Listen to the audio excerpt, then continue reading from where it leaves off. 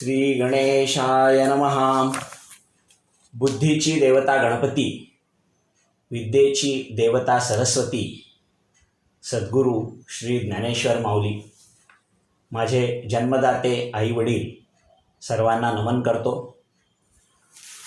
उपस्थित सर्व योग साधकांचं स्वागत करतो. अलंकापुरी पुण्यभूमी पवित्र, तिथे नांदतो ज्ञान राजा सुपात्र. तया आठविता महापुण्य राशी, नमस्कार माझा सद्गुरु ज्ञानेश्वरासी. मला भावलेली ज्ञानेश्वरी या शृंखलेतील आजचं तिसरं पुष्प. सर्व योग साधकांना सर्वात प्रथम धन्यवाद देतो. मागच्या दोनही निरूपणानंतर अनेक लोकांनी मला फोन करून व्हॉट्सॲप करून खूप शुभेच्छा दिल्या. तुम्हा सर्वांच्या उत्साहाकरता आणि प्रेरणेकरता धन्यवाद. गुणीजन हो, तुम्हा सर्वांना हे निरूपण आवडतंय आणि तुमचा प्रतिसाद बघून माझाही उत्साह वाढतोय. तुम्हा सर्वांसमोर हे ज्ञान सोपं करून त्याचं सार रूपात करताना, कमी शब्दात सांगताना अक्षरशः माझं पूर्ण कौशल्य पणाला लावायला लागतंय. पण तुम्हा सर्वांचा सकारात्मक प्रतिसाद मला निश्चितच प्रेरणा देईल. सुरू करूयात. मागच्या पहिल्या अध्यायात आपण अर्जुन विषाद योग बघितला. आजच्या दुसऱ्या अध्यायात आपण गीतेतला किंवा ज्ञानेश्वरीतला सांख्य योग किंवा ज्ञानयोग समजावून घेणार आहोत. भगवान श्रीकृष्ण व्यथित अर्जुनाला आता ज्ञान देत आहेत. रणांगणाच्या परिस्थितीचं वर्णन संजय धृतराष्ट्राला सांगतोय. युद्धभूमीवर आपले सगळे स्वजन बघून अर्जुनाच्या मनात दया निर्माण झाली आहे. त्याचे डोळे अश्रूंनी भरले आहेत. तो अगदी दुःखी कष्टी दिसतो आहे.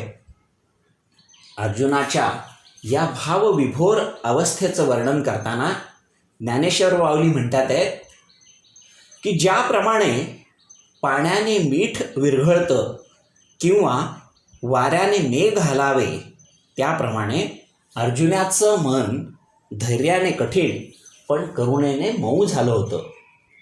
तो अर्जुन म्हणजे जणू चिखलात रुतलेला राजहंस वाटत होता. तो करुणेने व्यापला आहे आणि त्यामुळे कोमेजलेला दिसतोय. अर्जुनाची ही दयनीय अवस्था बघून श्रीकृष्ण म्हणतात आहेत की हे पार्था, युद्धभूमीवर शस्त्र टाकणं, रथाच्या खाली उतरणं आणि रडणं हे योग्य आहे का? तू कोण आहेस आणि आता हे काय करतोयस? तू विचारी आणि शूर आहेस. कुठल्याही कठीण परिस्थितीत तू तुझं धैर्य सोडत नाहीस. अरे एवढंच काय, पण तुझं नाव घेताच अपयश दशदिशांच्या पलीकडे निघून जातं. अर्जुनाचं सामर्थ्याचं वर्णन करताना ज्ञानेश्वर माऊलींनी खूप सुंदर शब्द वापरले आहेत. ते म्हणतात, हे अर्जुना, तू क्षत्रियांचा राजा आहेस. तुझी प्रतिष्ठा त्रैलोक्यात प्रसिद्ध आहे. तू युद्धात साक्षात महादेवांना हरवलंयस. निवात कवच नावाच्या राक्षसाचा वध करून त्याचं अस्तित्व तू संपवलंयस. आणि कुंतीनंदना, द्वैतवनात गंधर्वाशी तू सुद्धा अपूर्व युद्ध केलंयस. तुझ्या पराक्रमाच्या मानाने हे त्रैलोक्य सुद्धा लहान आहे. पाहता तुझेनी पाडे, दिसे त्रैलोक्यही तोकडे. ऐसे पुरुषत्व चोखडे, पार्था तुझे. असा शक्तिशाली तू आज वीरवृत्ती सोडून रडतो आहेस. अर्जुना, अरे अंधाराने सूर्याला कधी गिळलंय का? वारा मेघाला कधी घाबरतो का? अमृताला कधी मरण असतं का? लाकूड अग्नीला गिळून टाकतं असं तू कधी झालंय का? कोल्ह्याला सिंहाशी झुंजताना तू कधी बघितलंयस का?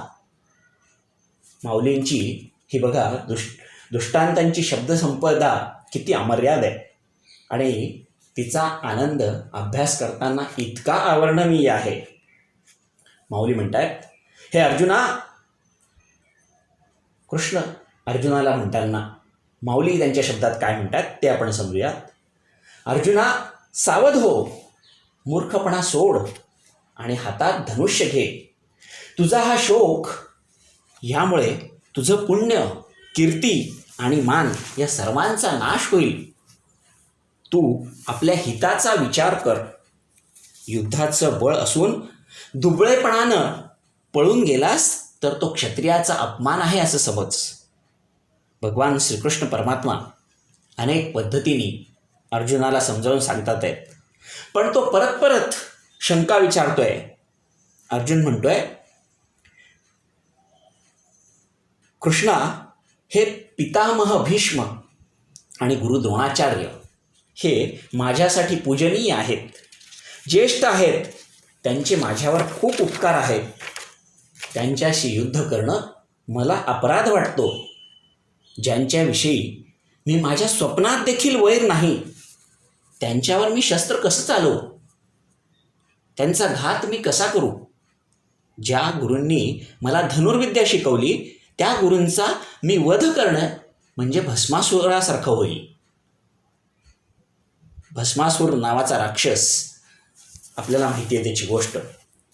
त्यांनी खूप तपश्चर्या करून शंकराला प्रसन्न करून घेतलं आणि भगवान शंकरांकडनं वर मिळवला की तो ज्याच्या डोक्यावर हात ठेवेल तो भस्मसात होईल. भगवान शंकर प्रसन्न झाले आणि भगवान शंकरांनी त्याला तथास्तु म्हणलं, त्याला वर दिला. परंतु तो भस्मासूर आपल्या शक्तीचा प्रयोग भगवान शंकरावरच करू इच्छित होता.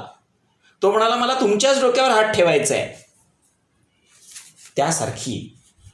त्यासारखे भाव अर्जुनाच्या मनात येतात आहेत. गुरु द्रोणांशी युद्ध करताना मला आता जणू भस्मासुराचा भास होतोय असं अर्जुन म्हणतोय. गुरु द्रोणाचार्याविषयी सांगताना अर्जुन म्हणतो, माधवा, अरे जो शांत आणि गंभीर असणारा समुद्र आहे तो सुद्धा कधीतरी रागावतो, पण गुरूंचा राग मी कधीच अनुभवला नाही. त्यांचं हृदय हे आकाशापेक्षा पण विशाल आहे. ज्ञानाने सखोल, धर्माने पवित्र आणि विचाराने अतिविस्तृत असं त्यांचं व्यक्तिमत्व आहे. माधवा, कदाचित एक वेळेस अमृत विटू शकेल, वज्र फुटू शकेल, पण माझे गुरु चुकणार नाहीत. द्रोणाचार्यांनी मला आईसारखं प्रेम दिलं आहे. प्रेम, गुण आणि विद्या इतक्या मानाने ते माझ्यापेक्षा श्रेष्ठ आहेत. उद्धवा, केवळ माझ्या देहाला जगवण्यासाठी अशा गुरुजींना मारून मी राज्यसुख भोगावं असं मला कदापिही वाटत नाही. हे सर्व करण्यापेक्षा मी विरक्त होऊन जंगलात जाणं किंवा एखाद्या गुहेत राहणं पसंत करेन. अशा माझ्या आपल्या लोकांविरुद्ध, स्वजनांविरुद्ध शस्त्र अस्त्र चालवावे अशी माझी इच्छा नाही. अर्जुनाच्या या हतबल प्रश्नांकडे आता भगवान श्रीकृष्ण दुर्लक्ष करतात आहेत आणि हे लक्षात आल्यानंतर अर्जुन प्रचंड घाबरला. तो म्हणतोय, हे परमेश्वरा, मला काय निर्णय घ्यावा हे आता उमजत नाही. मी तुम्हाला शरण आलो आहे. आता तुम्हीच काय योग्य काय अयोग्य ते मला सांगा. माझं रक्षण करा परमेश्वरा, मला बुद्धी द्या. ज्याप्रमाणे एखादा मोठा पर्वत उन्हाळ्यात वणव्याने पेटावा तसा अर्जुन दुःखाने व्याकुळ झालेला असतो. भगवान श्रीकृष्ण अर्जुनाला सांगतात आहेत, त्याच्या ह्या दुःखित अवस्थेला शांत करण्याकरता म्हणून भगवान श्रीकृष्णांचं वर्णन माऊलींनी फार सुंदर केलं आहे. नीलवर्ण आणि कृपामृताने सजल असा श्री गोपालरूपी महामेघ वर्षाव करण्यासाठी अर्जुनाकडे वळला. माऊलींच्या शब्दांचा वापर बघा, खूप सुंदर शब्द यांनी वापरले. नीलवर्ण आणि कृपामृताने सजल असा श्री गोपाल रूपी महामेघ वर्षाव करण्यासाठी अर्जुनाकडे वळलाय. ते म्हणतात, अरे केव्हा आणि काय होणार हे सांगण्याचा अधिकार तुझा नाही, तो माझा आहे, म्हणजे ईश्वराचा आहे. तू आप्तस्वकीयांच्या शारीरिक मोहात का पडलायस? शरीर नश्वर आहे, आत्मा अमर आहे, ते तू जाणतो. या देहातून त्या देहात प्रवास करत असणं हे आत्म्याचं काम आहे, हे तू जाणतोस. मग तू या मोहात पडू नकोस. वासांसी जीर्णानि यथा विहाय नवानि गृह्णाति नरोपराणि तथा शरीराणि विहाय जीर्णानि अन्यानि संयाति नयानि देहि. नयनं छिन्दन्ति शस्त्राणि नयनं दहति पावकः न चैनं क्लेदयन्त्यापो न शोषयति मारुतः. मनुष्य जसं जुनं वस्त्र टाकतो आणि नवं नेसतो, त्याप्रमाणे आत्मा जीर्ण देहाचा त्याग करून नवा देह स्वीकारतो. अशा ह्या आत्म्याला शस्त्र तोडू शकत नाही, अग्नी जाळू शकत नाही, पाणी भिजवू शकत नाही, वारा सुकवू शकत नाही. हा आत्मा अमर आहे, अव्यक्त आहे, अचिंत्य आहे आणि अविकारी आहे. म्हणून पार्था, तू शोक करू नकोस. युद्ध करणं हा तुझा धर्म आहे आणि तो तू पाळ. जर तू आता युद्धातून माघार घेतलीस तर तुझ्या प्रतिष्ठेला तडा जाईल.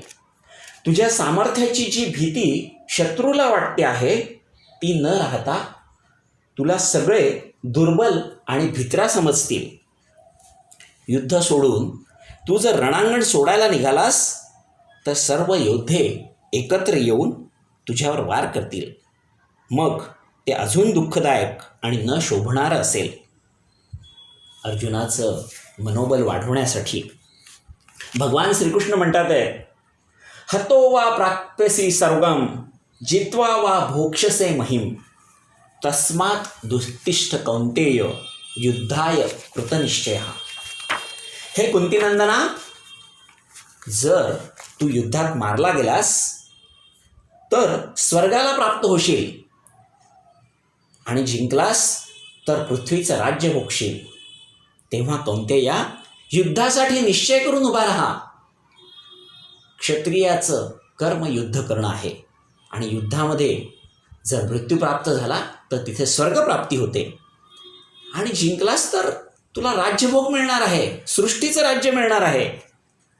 तेव्हा अर्जुना, तू तुझं कर्म करत राहा. कर्मण्येवाधिकारस्ते मा फलेषु कदाचन मा कर्मफल हेतुर्भू मा ते संगोस्त्व कर्मणी. अर्जुना, तुझा अधिकार कर्मातच आहे. कोणत्याही परिस्थितीत कर्मफलाचा भाग घेण्यात नाही.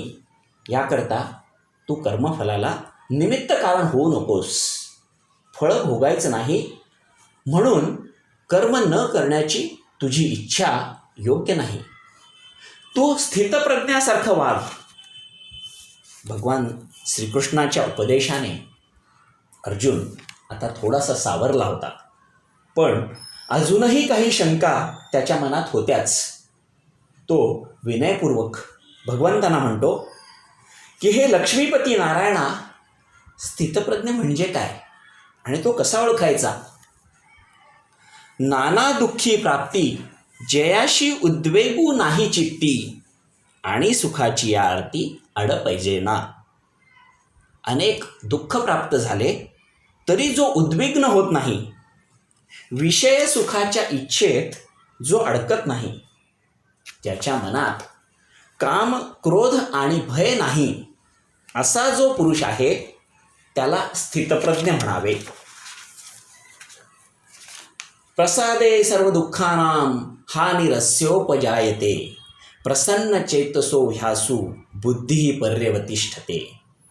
चित्ताची प्रसन्नता झाली, मनाची प्रसन्नता झाली, मन आनंदी झालं म्हणजे त्या व्यक्तीच्या सर्व दुःखांचा नाश होतो. अशा प्रसन्नचित्त झालेल्या पुरुषाची बुद्धी आत्मस्वरूपी लवकर स्थिर होते, मन स्थिर होतं. श्रीकृष्णाचं असं बोलणं ऐकून अर्जुन मनात म्हणतो की आता ह्या कृष्णाने सांगितलेल्या सर्व युक्ती माझ्या मताच्या उपयोगी आहेत.